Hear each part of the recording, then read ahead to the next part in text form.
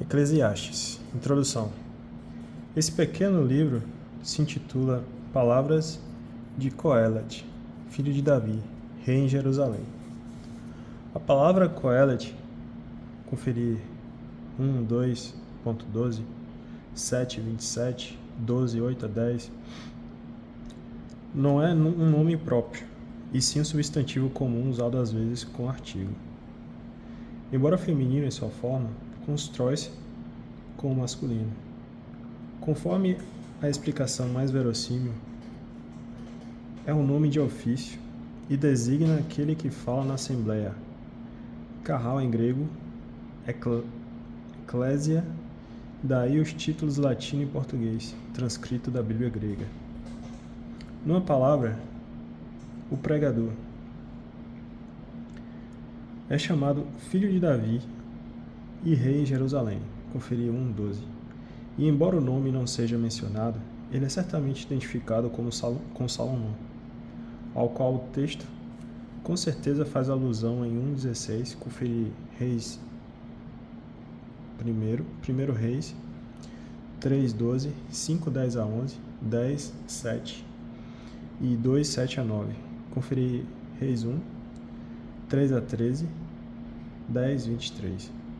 Mas essa atribuição não passa de mera ficção literária do autor, que põe suas reflexões sobre o patrocínio do mais ilustre dos sábios de Israel. A linguagem do livro e sua doutrina, da qual falaremos a seguir, impedem de situá-lo antes do exílio. Muitas vezes se tem contestado a unidade de autor e distinguindo 2, 3, 4 até 8 mãos distintas, mas muitas incoerências se explicam quando se discerne certo número de citações feitas por Coelet e, a seguir, criticadas por ele. O epílogo 12:9-14 é devido a 2 mãos distintas. Uma, 9-11, é a de um discípulo fervoroso, a segunda, 12:14, de um judeu piedoso, que exorta a temer a Deus e a observar seus mandamentos. Como em outros livros sapienciais, Joia Eclesiástico, por exemplo, para não falar em Provérbios, que é um livro compósito, o pensamento vai e vem, repete-se e corrige-se. Não há um plano definido, mas trata-se de verificação, trata-se de variações sobre tema único. A vaidade das coisas humanas, que é afirmada no começo e no fim do livro, 1:2 e 12:8. Tudo é decepcionante.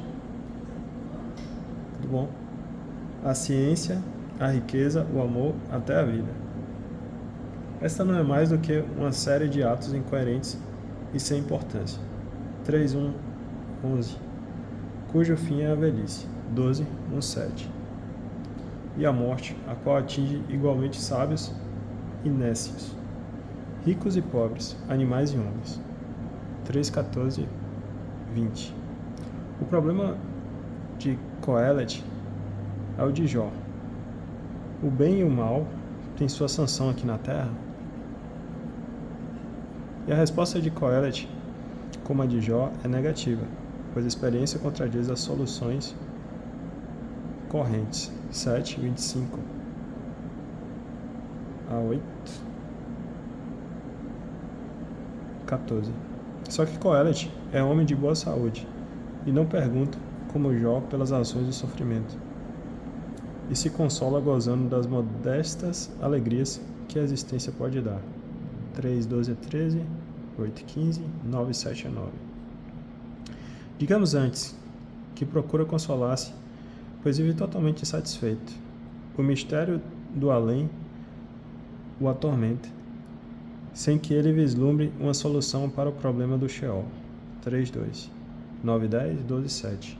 Mas Coelet é homem de fé, e embora se desconcerte com o rumo que Deus dá aos assuntos humanos, afirma que Deus não tem de prestar contas. 3:11, 14, 7:13. Que se devem aceitar de sua mão tanto as provações como as alegrias. 7:14, conferir Samuel 1:2-6, Jó 2:10. Tanto Coelet como a Jó só se pode dar uma resposta mediante a afirmação de uma sanção de além tumulto. Conferir a introdução aos livros sapienciais. O livro tem um caráter de obra de transição. As certezas tradicionais são abaladas, mas por enquanto nada de seguro o substitui. Nessa encruzilhada de pensamento hebraico, procurou-se discernir as influências estrangeiras que teriam agido sobre Coelet. É preciso recusar as aproximações muitas vezes propostas com as correntes filosóficas do estoicismo, epicurismo e cinismo, que Coelet teria podido conhecer por intermédio do Egito helenizado. Nenhuma dessas aproximações é convincente, e a mentalidade do autor se distancia muito da dos filósofos gregos. Estabeleceram-se paralelos mais válidos ao que parece. Com certeza, obras egípcias como o Diálogo do Desesperado com sua alma ou os Cantos do Arpista, e mais recentemente com a literatura mesopotâmica de sabedoria e com a epopeia de Gilgamesh, em que já figura o provérbio "a corda tripla não se rompe", conferir 4:12, assim como a exortação ao Carpe Diem, conferir 9:7. Mas não se consegue demonstrar a influência direta de nenhuma dessas obras. Os contatos se dão em temas que são, por vezes, muito antigos e que se haviam tornado patrimônio comum da sabedoria oriental. Foi sobre esta herança do passado que Coelet exerceu sua reflexão pessoal, como disse o editor, 12:9. Coelet era judeu da Palestina, provavelmente de Jerusalém. Escreve em hebraico tardio, repleto de aramaísmos, e emprega dois termos persas, Pardes, 2:5 e Pitgam, 8:11. Isso supõe uma data posterior ao exílio, mas anterior ao começo do século II a.C., quando Ben Sirac se serviu desse livrinho. Com efeito, a paleografia situa entre o ano 150 a.C. certos fragmentos de Ecle encontrados nas grutas de Qumran. O século III é, pois, a data da composição mais verossímil. É o período em que a Palestina, submetida aos Ptolomeus, é atingida pela corrente humanista, sem conhecer ainda o despertar da fé e da esperança que ocorreu no tempo dos Macabeus. O livro não representa mais do que um momento no progresso religioso e não deve ser julgado abstraindo daquilo que o precedeu e do que o seguirá.